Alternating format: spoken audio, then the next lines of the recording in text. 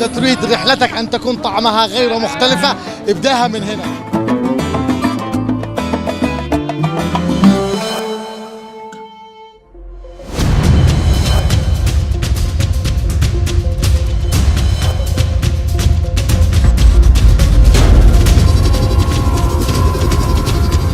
ليش تتغير جو؟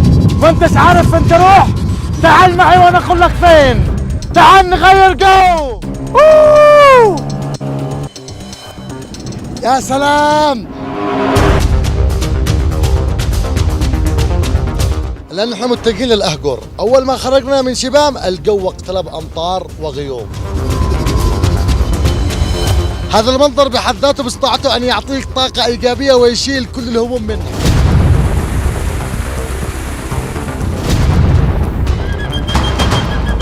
ما بتنزلش الا برجل، وهنا متعة الرحلة.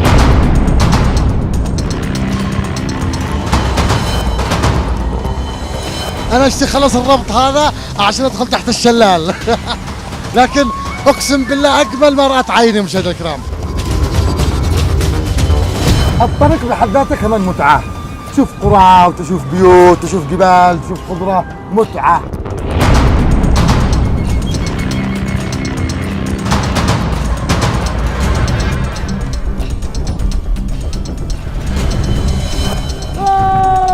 يا سلام، اقسم بالله جو ولا بالاحلام.